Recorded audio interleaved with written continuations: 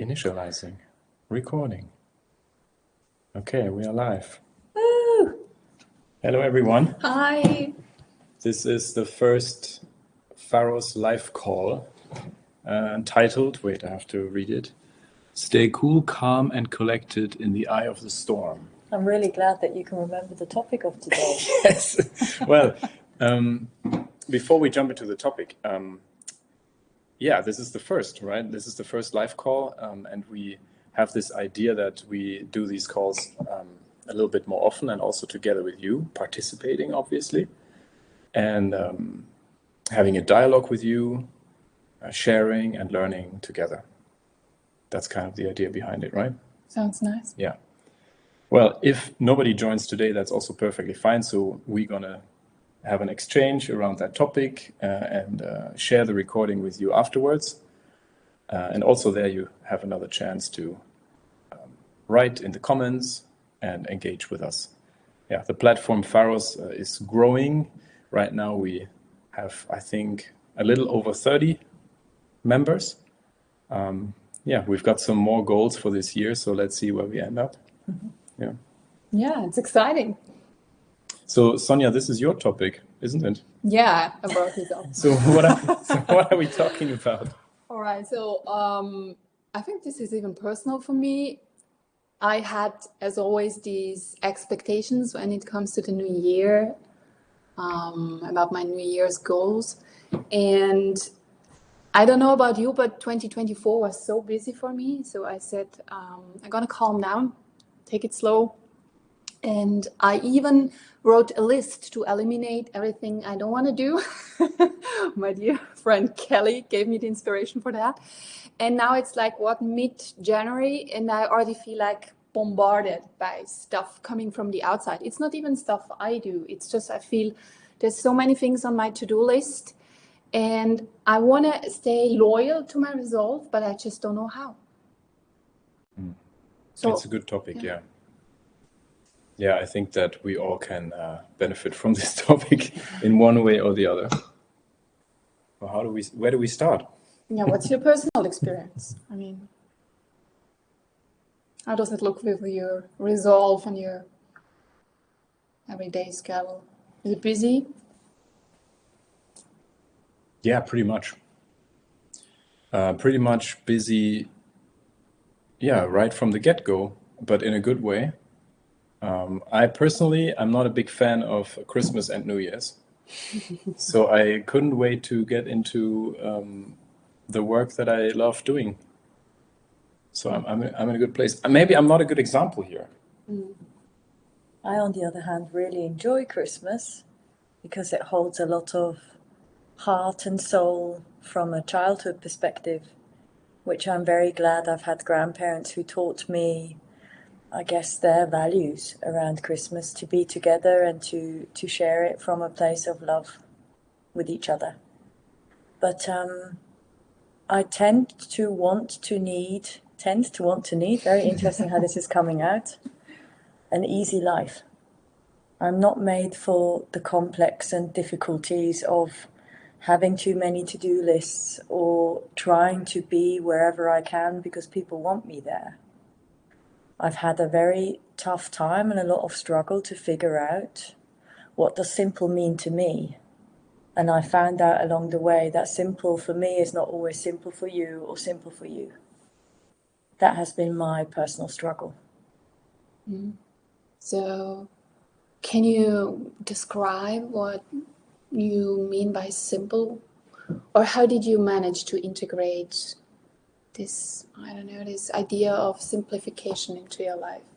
What were maybe the steps that you took or the changes that you made to have a life that feels more simple to you? I think after my burnout, I figured out that the reason why I was having a burnout is because I wasn't living my life. I think I was living everyone else's life. And it seems so incredible, but that can happen so easily to everyone. It happened to me. Yeah, true.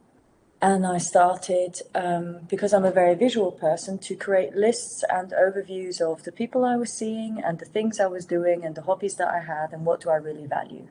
But I definitely started with the values because that was the foundation for me to include simplicity, and that's a big value that I have. And then I went through my lists and started to reduce the people or the time I was spending with certain people. And I started to reduce the things I was doing, which in the beginning felt very uncomfortable because suddenly you have more time and you're somehow wanting to fill that time as quickly as possible again, but to lean into that discomfort and uncertainty of, okay, now I've got 3 hours more. Ooh, can I just sit with this feeling of uncertainty instead of trying to fill it as quickly as possible with, oh, maybe I'll quickly call Sonia and see what she's doing. Yeah, I find that a very good point, right? Because even if you just like decide on 2 or 3 things that we do for today, I have the feeling that let's say we manage actually to accomplish that task list, then we have that urge to think, oh yeah, I wanted to actually vacuum the living room, and oh yeah, I had to do this as well. And then stuff seems to like coming in all the time, and the list gets bigger and bigger again. So do you think it could make sense to really commit to a certain amount of things that we do and really commit to spending the rest of the time without any to-dos? Absolutely. Absolutely. And I'd be interested to hear your point of view as well. How do you build in simplicity into your life? Well, there is this nice illustration with 2 people side by side and 2 ladders. And one ladder has the different, I don't even know how to call them in English, steps in a shorter distance, and the other ladder has steps in a super large distance, right? So this one with the large distance doesn't even reach the first one because the goal is too big somehow. The gap is too big to cross, and the other one is already up. And I'm much more like for that version to have small steps, very few steps, not too many steps, that make it easy to start and easy to get into the process and have a sense of accomplishment like every day, just a little bit, you know? And I think you get much further, much quicker, with much more joy in the process, actually. You're talking about a routine. I'm talking about basically like tasks, right? Everyday life could be anything, could be work, private life, hobbies, goals, whatever it is. So what I'm hearing now is small changes have a bigger effect versus trying to strive for nearly impossible goals or impossible lists of reducing things to make life simple. Yeah, that might be overwhelming after. Yeah, so basically apply the simplicity right now. Can you make an example? When we now transition from my old coaching app, Pharos, to this new platform, I have like 150 whatever articles that kind of need to be transferred to the new platform. And this is a task that I really don't enjoy. It's pretty boring. So I committed to transmitting 1 article a day, like a work day, so 5 a week. And I can do that. When I get up in the morning, it takes me somewhere between 15 minutes and half an hour or whatever to read it again, make some adjustments and transfer it. And that's doable. I can do that. But if I would sit down and try to transfer as many articles as possible in a day, I would quit like I would have a burnout, a little mini burnout after the first day already. Or So you'd have a secretary. That would be ideal, actually. Yeah. Applications my way, please. Yeah, that sounds like a good idea. So, but this is all still circling around things like or projects or tasks that we can manage ourselves. What I find very challenging is that last year I initiated a lot of projects, a lot of stuff and changes, and now I feel like a lot of demands are coming from the outside. So it's not really up to me to decide how much am I going to do today. Well, in the end it might be, but it's like a lot of things are coming in really from the outside. So it's much more difficult, to really, some of these are really urgent. Let's say I have to do it today or tomorrow. And then, of course, as always, everything comes at the same time.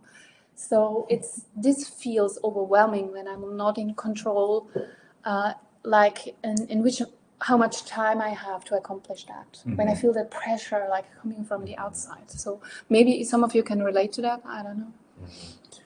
I think it's much more related to corporate jobs than to, for example, my job. Self-employed. Yeah, I mean, yeah. But I have a really nice, inspirational, maybe a nice analogy. So I got myself these AirPods, these little headphones with noise canceling, and I know noise canceling, but not to that degree. When I first tried them out, I was sitting in a cafe in town, and I switched it on, and basically the cafe was gone, it was dead silent. And I was really surprised how well it works. It was almost perfect silence. So in a way, I see that as a metaphor for what you say, right? So before I was sitting there, lots of input coming from the outside, lots of people, lots of noises, lots of sounds. Like it was a carpet of sound, really uncomfortable almost. And then boom, it was gone. And then all I could hear was kind of my own heartbeat and my thoughts in my head, basically. So I was thrown back at myself. And I think that connection can really help to not get caught up so much with all of the tasks on the outside.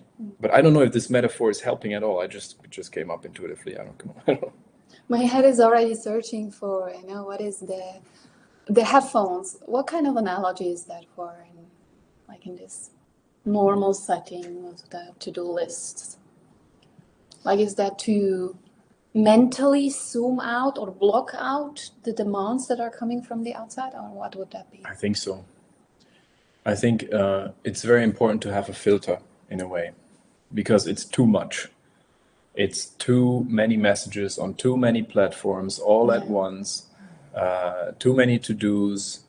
And you know that, right? If you, for example, in a corporate environment, if you don't answer to 100 mails after a day or a week, probably half of the mails are actually done. You didn't even take action. They solved themselves somehow. However, some of the mails now are really urgent and you should have looked at them in the beginning, right? So sometimes I think it's good to filter and to not be engaged all the time, right? Yes. I would also add to that, a question that has helped me a lot in life was, do I want this or do I not want this? I know it seems so overly simplistic, but doesn't it fit my value for simplicity? Something comes from the outside. Do I want this or don't I want this? And maybe making that simple choice 150 times a day helps me create a more simpler life that fits what I want. Yeah. But how does that work in the workplace? I can already hear some of my clients saying, oh yeah, that's good and well and with your hobbies, but at work I have to do the tasks, Yeah, I get that there's a balance between duty and desire.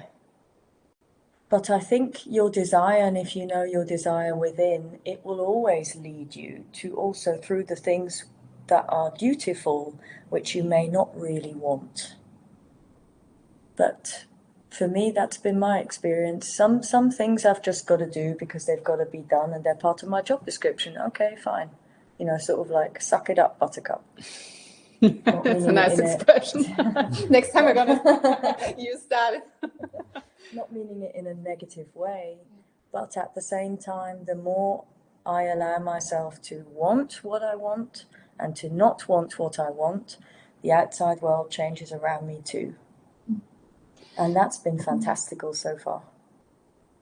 Yeah, so you reflect back, kind of, when you decide this is not my priority or maybe not even something I want in my life, then things will, like you said, like the email, maybe people will go, or problems will even go.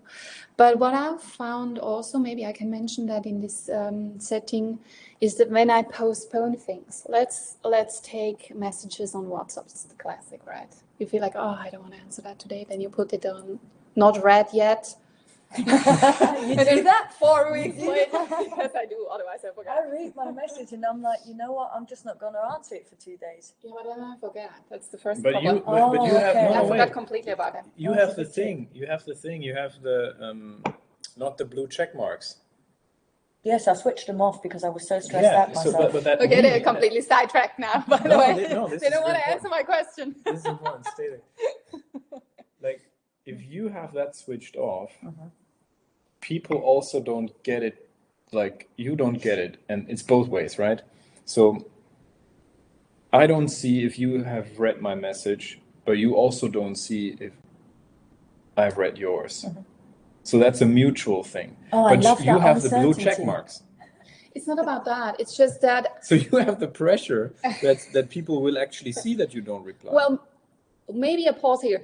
This is a pressure I put on myself. I don't feel that pressure. Yeah. That's not the pressure I feel. The problem I actually wanted to mention is I listen to my feeling in a moment. And it's not about if I like that person or not. It's just like, let's say my mom is calling or mentioning something, and I feel like I don't have the energy to go into that topic. So I put it on like, yeah, I read it. She might even know that I read it. That's fine. But I know I will not answer it right now. The problem is, if I have to postpone it and then maybe another day and another day, it kind of weighs on my consciousness. It's like things are still there. That I feel like, oh yes, I need to reply. There's loops still that are something. not closed yet. Yeah, so that's a little bit a tricky thing, that if you say like, no, I'm not doing that right now, I'm postponing, the same with to-dos, by the way, that you still feel there is energetically, they're still around. So this is sometimes also weighing on me, like I have too many things waiting for me. Is Too that? many open things. Do you yes. also have that same experience? No. I knew you would say that. You know, this is so this is so beautiful because you said before it is something that you put on yourself. Well, if I feel pressured by Yeah. the blue check marks. Yeah. They're stupid check marks. Why did they even include them in WhatsApp? Blech. And Yeah, you're right. why don't you have that? I remember once I was in a relationship and I think I was out in Paddy's probably, and then I got a message from my boyfriend and he thought I'd read it and there were blue check marks and I couldn't care less if there were blue check marks or not. And then later I was sort of like shamed into, well, I did read the message and I should have replied straight away. That's when I realized there's actually something on the other end of this conversation that has nothing to do with me whatsoever.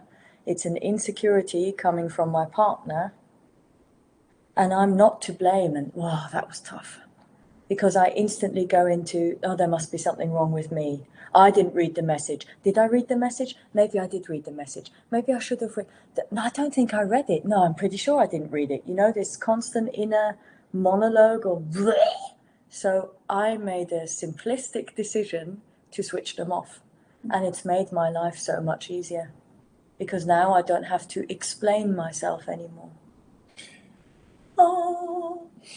How That's very strong do you decision. guys see, like when you watch the recording, how much do you feel pressured, let's say, to answer an email?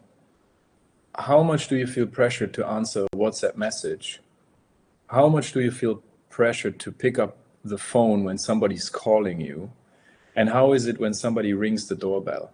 Like, I just go through these different steps because it gets more and more close, you know, more and more urgent in a way.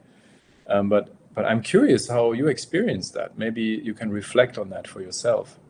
I once had a boss at one of my first jobs after university, and this person was very busy, let's say.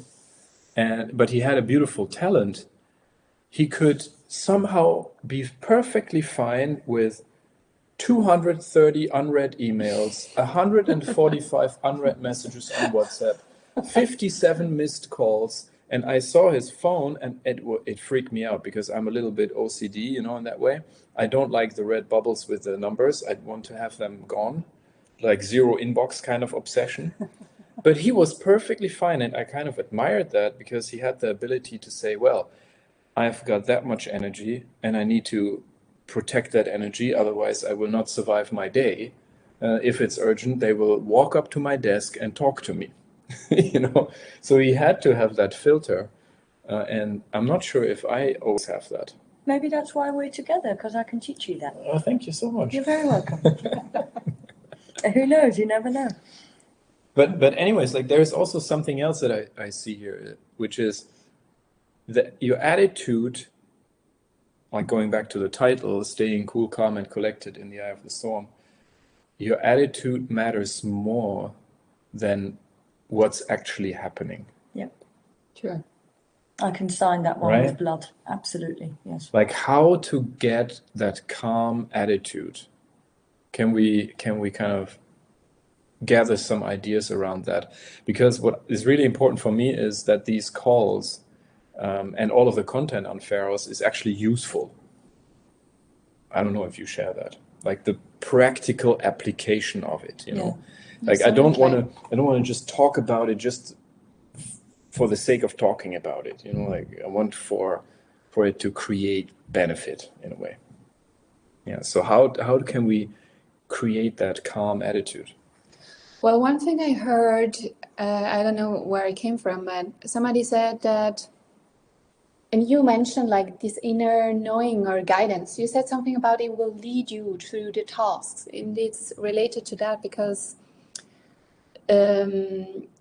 it's said that do what you feel you must do next, but not because somebody tells you or because you set it on top of your to-do list, but you really feel that's what's calling me to be done next, what you want to do next. Could even be your taxes, if you feel like, normally that's what you say, but there might be a moment where you feel like, okay, it doesn't matter what happens now I have to sit down and do these damn taxes. Why does it exist? But still, yeah, this happens sometimes. Or you feel like, okay, the apartment is so dirty, I have to vacuum clean now. It doesn't matter if the whole world goes down. So, and if you follow that guidance and you really do what calls to you always next, whatever you're not able to do this day should not have been done. And this was really impressive because it that gives relieves some, you. like when you say that gives some kind of relief, you know, some sense of like, oh, it's like I did what I could do. I followed like my internal GPS, you use that. And whatever is not fitting in the day is like, well, that's not like, it's not my fault, right? There's another day to do it. So I like that, but I haven't been able to really like 100% implement that. So. You did actually before. We were sitting on the sofa. Hey, by the way, we are in our dining room basically at home. So welcome. Theirs, not mine. And we were sitting over there before, and I wanted to set up all the, you know, the camera and set up the technicalities of this that kind of give me peace of mind. I wanted to create some peace of mind for myself. But then the lady said, no, we just sit down here. We have a coffee, we have a tea, and then afterwards we do the technical stuff. And I was like, fine, okay. But like we have different ways also to create this experience, this peace of mind, let's say. Right? What was the sentence again before that you said that was so nice? What is not being done? Yeah, there's a meaning. Do the things, in the order that they kind of call you. It's maybe the term is a little bit complicated when you say do what you want, because when you say do what you want, it always means something that we enjoy. But sometimes we feel called to do something like vacuum cleaning or the taxes that might feel uncomfortable, but you feel this is something I need to do now. And it's usually tricky because at this time your neighbor comes ringing at your door, your dog is getting loose, or I don't know, your mother is calling. So that's when we feel this internal struggle. It's like, no, I want you to sit down and do the taxes now. And then you feel divided and stress is occurring. So maybe that's the moment, like you said, we have to put on our mental noise cancelling phone and say, it doesn't matter where the dog goes or if my mother is calling, I'm going to sit down and do my taxes now. And no, but you said something else, like what is not being done by should not have been done today. Yes. It's not meant to be done today. That I love that sentence. Yeah. mental noise cancelling, and what's not being done by the end of the day should not have been done. Like, good. I like that. I would add something on top of the wanting something and not wanting something, just another layer to think about. What if wanting something or not wanting something had absolute no positive or negative aspect of it? What if we void the wanting and not wanting totally from its meaning? That could also result in you wanting to do something that in the end you usually don't want to do. I think that's the paradox in itself.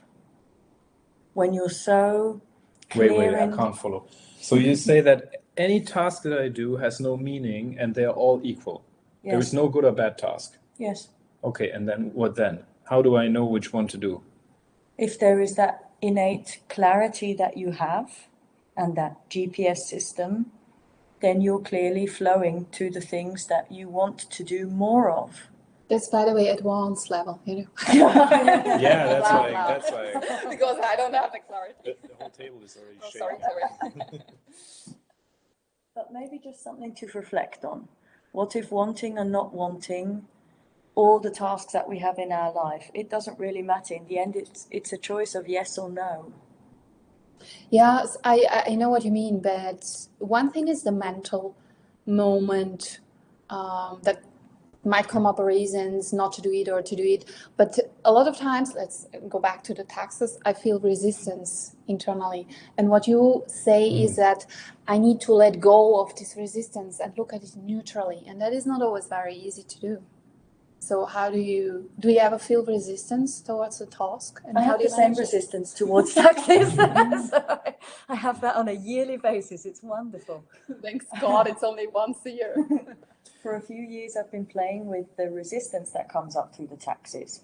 So I'm trying to be present with the resistance, the feelings that come up in the body.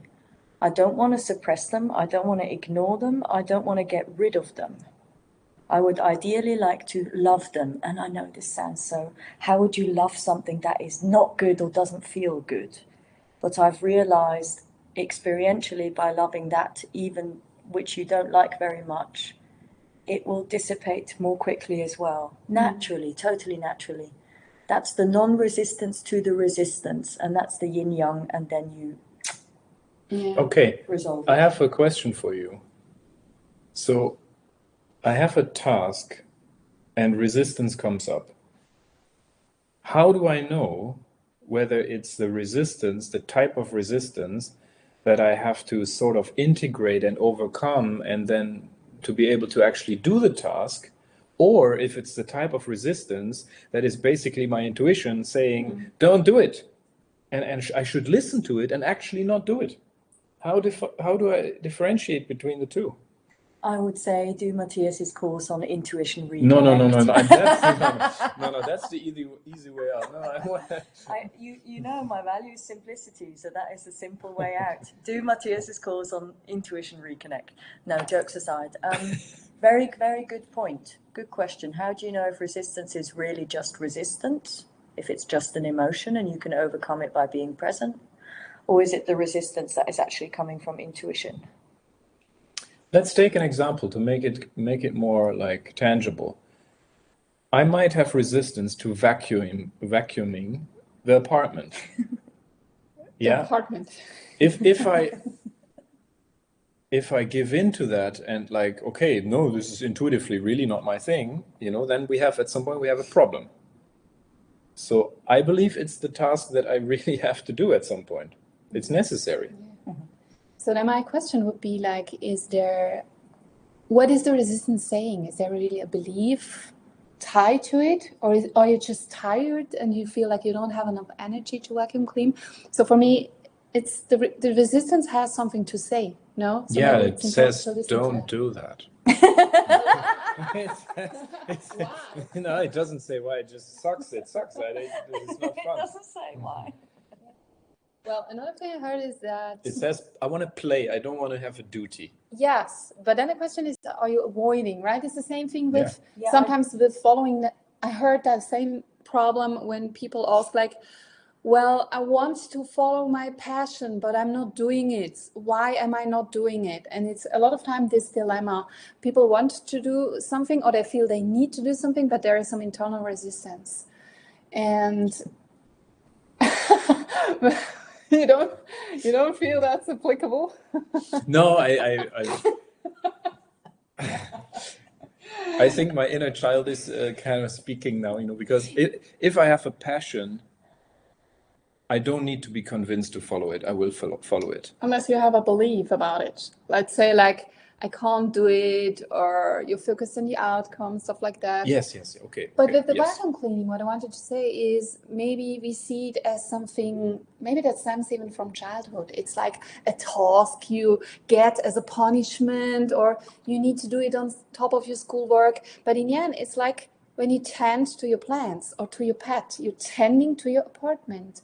So sometimes it helps when you just reframe it. It's like, I'm doing something for my apartment, so it stays nice and I can feel more comfortable in it. You know how I manage that task? I got myself a vacuum cleaner that I like. I thought you would probably get yourself a robot that does it on its Yeah. own. I would have gone that route, yes. Yeah, a lot of people do It doesn't work because we have these little steps here, and the robot wouldn't get through. But without these steps, we would have a robot already. Absolutely. 100%. Yeah. And Harvey would be sitting on the robot and kind of driving through the apartment, our little dog. Okay, I think we sidetracked the question. You remember? So cute.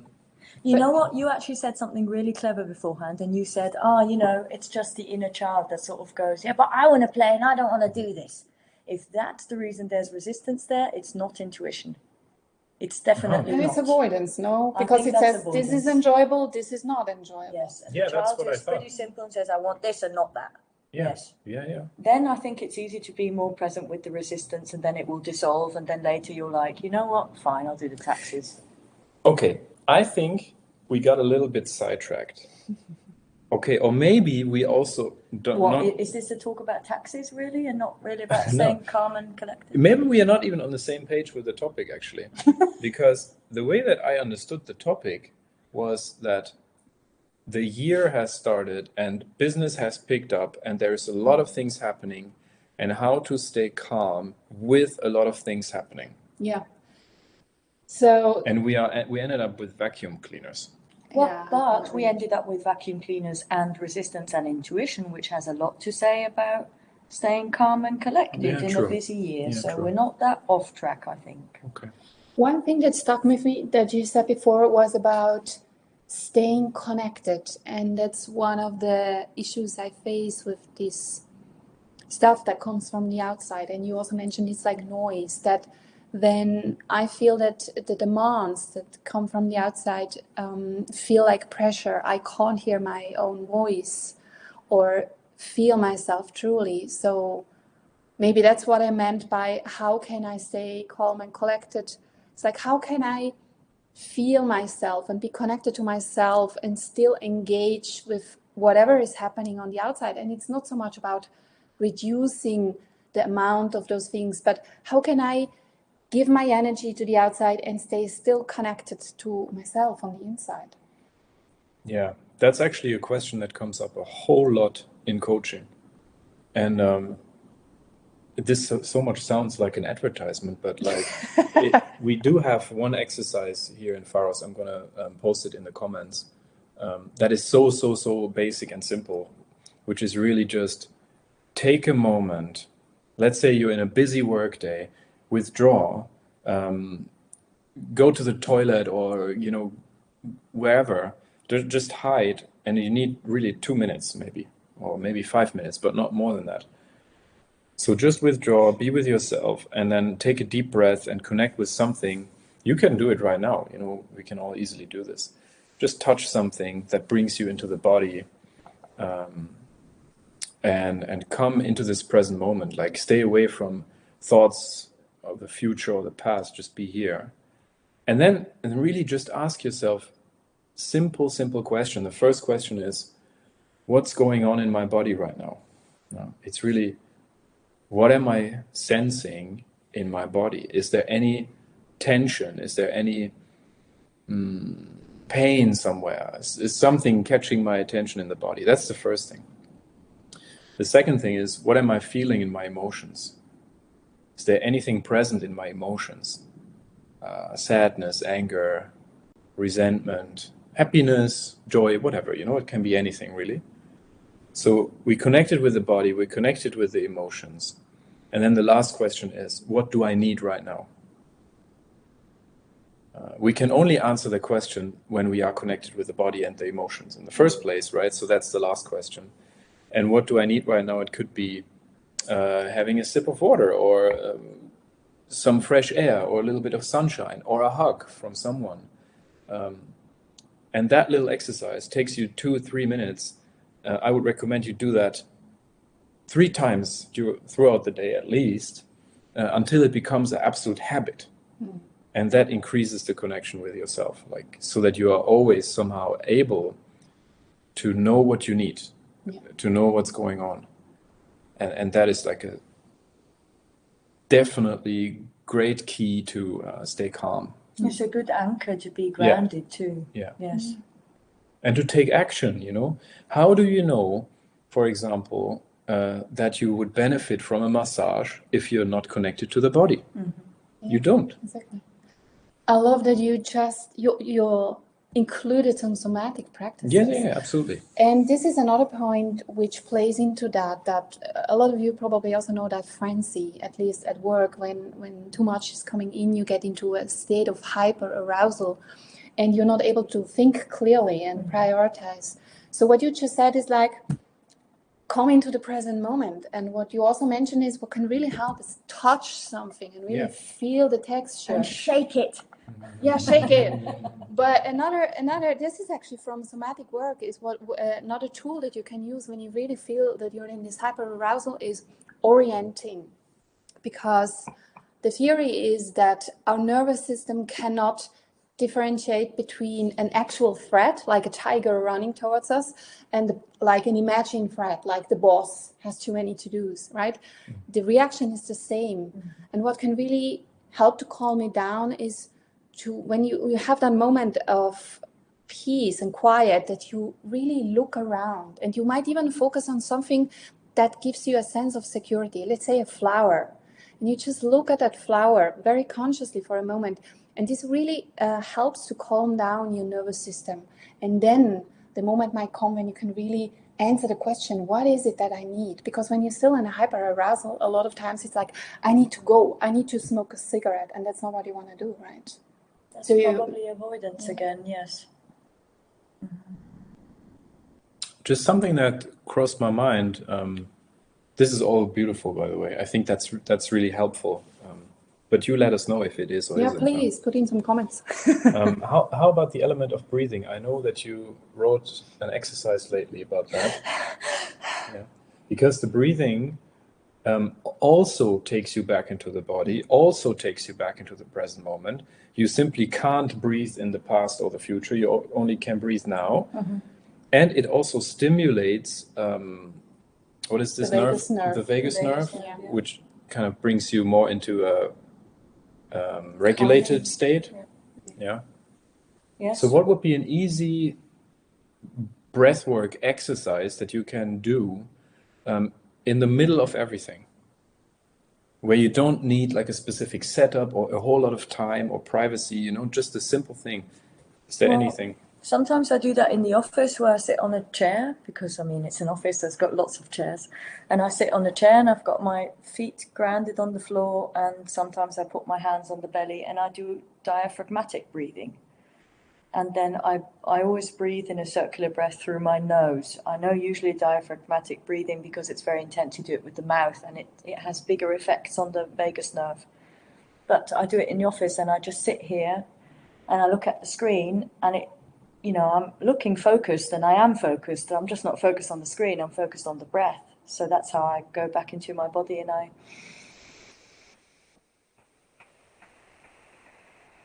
and you may not see it on camera, but what's happening is here, the diaphragm is expanding.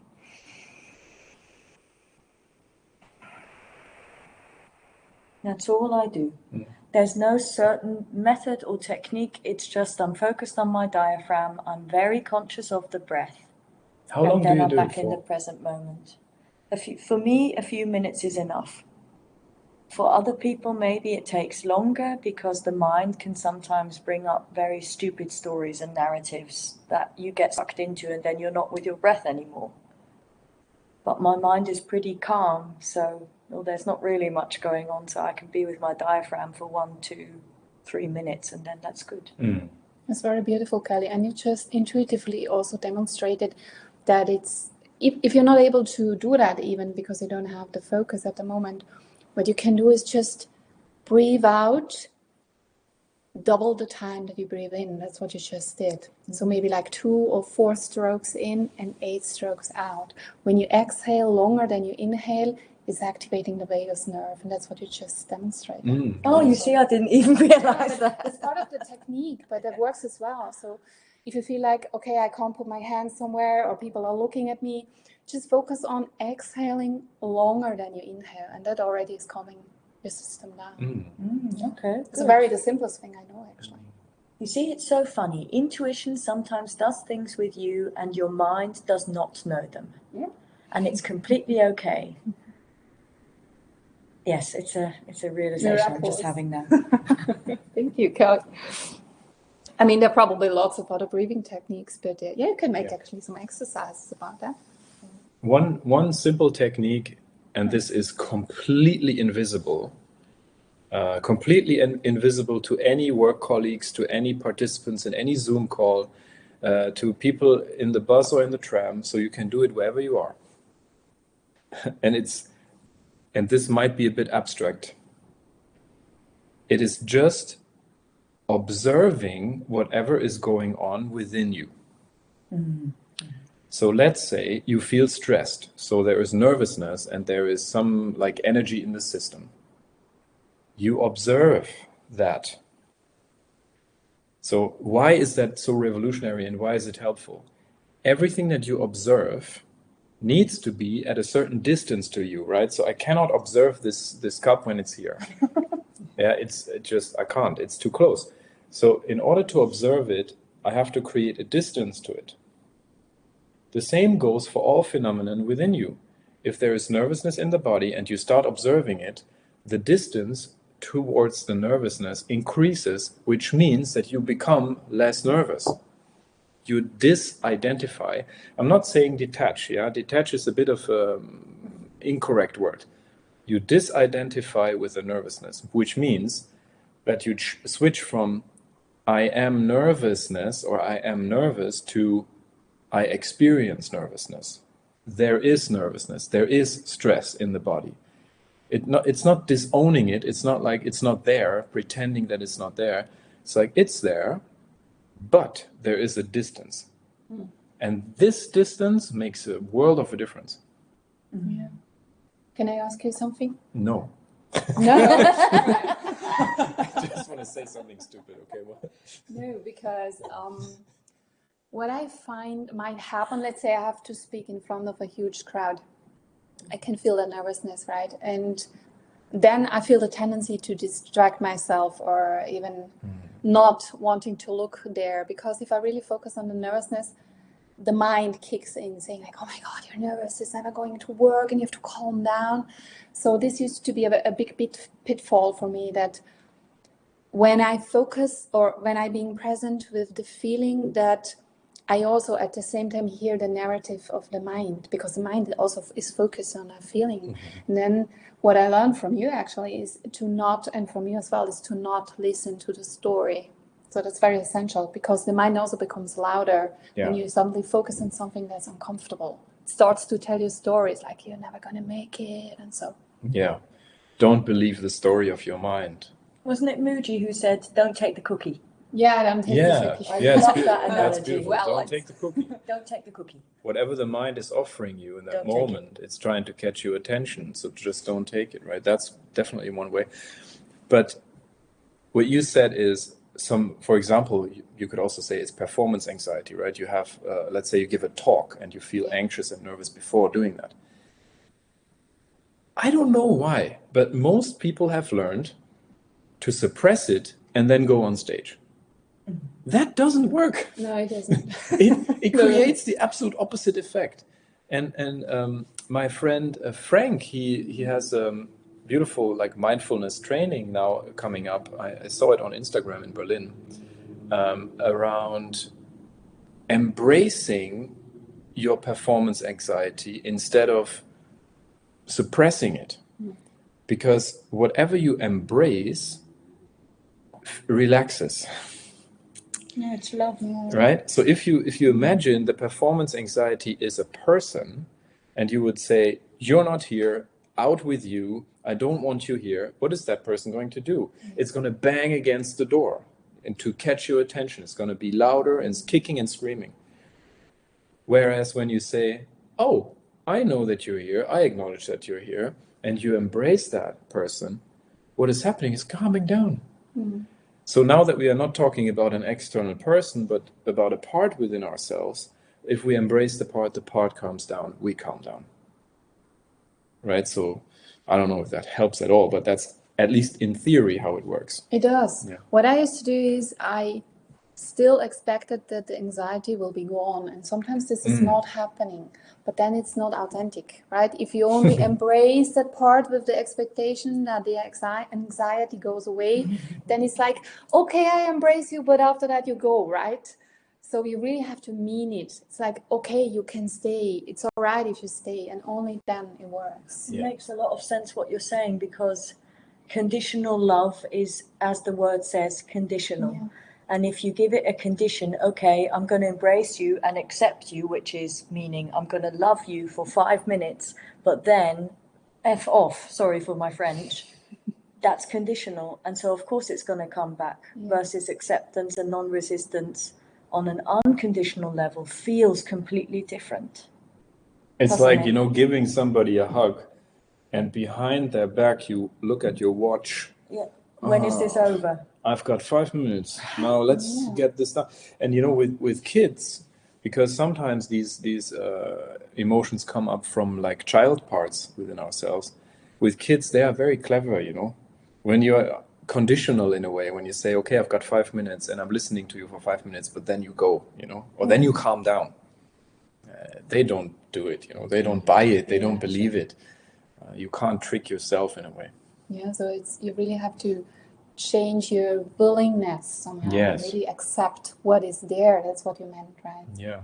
You know what has also helped me with performance anxiety? Because I did a lot of trainings, and the last trainings I did was train the trainer sessions, where I taught other trainers soft skills, which is really funny because most of them already had soft skills. So I didn't really know what I was going to teach them. But I'm there and I'm not really prepared, and I love to go into it from a very spontaneous and intuitive standpoint. And in those sessions, I remember at the beginning, I started to name how I felt. That took out the power that maybe they thought they could have over me, or maybe part of my ego thought I could have over them. Yeah, so you kind of introduced that other person, the anxiety that was there. So I went into the session and we did an introduction round, and whenever it felt intuitive and there was a lot of nervousness here in my chest, which I have now as well, by the way, it's not just, it's a bit diminished, but it's here. I would talk about it and say, FYI, you can be an absolutely amazing moderator or trainer, you can have the best communication skills in the world, and yet if there's nervousness there, pushing it away is not going to help you. So I'm going to demonstrate this now. I'm nervous. This setting makes me nervous. It doesn't matter why, I don't have to analyze it. This is how it is now. So my nervousness can be with me here in the training room with you. And you can see many of them sort of sit there and go, like, I don't think they've ever heard anybody say that before. But by naming it, I tamed it. It's beautiful. That took away that power. It's sometimes But it it's does that need as a well. lot of courage to do it, you know.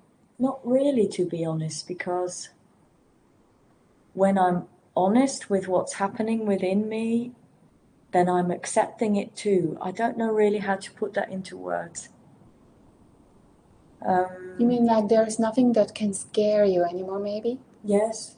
When I've already spoken the truth, what are they going to do with the truth? Like, Yeah, know, when you accepted it, yes, they can't harm you anymore. no, there's no harm done. But And we most of the tend time, they to- don't want to harm you. You know, that's also an that's assumption another that perception we have. that I could have. Yeah, absolutely. That you're scared of the trainers you're teaching, and actually they're just as scared as you are. How would you know? Nobody talks about these things. I wish we would, though. I think this is so beautiful. Thank you for sharing that, because that may be also an invitation for all of you in Pharos to take the courage and join us in this discussion. I see in the future us having this call, not with just the three of us, but with a whole group of people, and hearing about your experiences and hearing about your questions and your wisdom also that we can also learn from. So to be really on an eye-to-eye level to kind of learn and grow together. And you did it so beautifully to open up that space of honesty, right? So there is definitely, you say there is nervousness for you. For me, there's a bit nervousness, but also like excitement, and also there's a cocktail of things, right? And there's also lots of like anticipation and maybe doubts. Will this work? Will you actually benefit from this? Will you engage in the future? Will the platform grow? Like a million questions. But we are here to explore this. Yeah, and it's really, I mean, I feel very safe with you discussing this. And for us, it's also meant to be a safe place where there is no judgment and where we can really share our experience. And as you said, once the truth is shared, it doesn't really need that kind of courage to speak out or even mention something that might feel challenging to us. So this is really one of the beautiful sides of a safe space. Yeah. It's not like we have the answer, by the way. No. Luckily, we don't. Luckily, But we you don't. might have some answers for yourself or for other people or for us even. So yeah, we're curious. Yes, 100%. And by the way, we are talking now for 52 minutes already. What? Yeah, Didn't feel like that. that was almost an hour. And I think that's already good for me. It feels like a good end note. But how about you? Is there anything more that you would like to share? Yeah, I feel I got a lot of inspiration. And Yeah, me constantly too. that, yeah. Yeah, are we good? Yes, it was very nice with you too. Thank you also for your authenticity and for showing Thank up you. Thank you. as you are, both of you. Nice. Okay, so then let's close it here. And we're looking forward for more. And wait, I have to show this into the camera first, because it's an important message.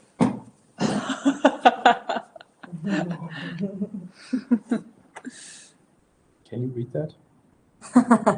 Not really, huh? A little bit away, a little bit. Why don't you read it to them? Yes. Oh, that's better. Now it's good. You might not believe in aliens, but aliens believe in you. Okay. Can you press end? Bye.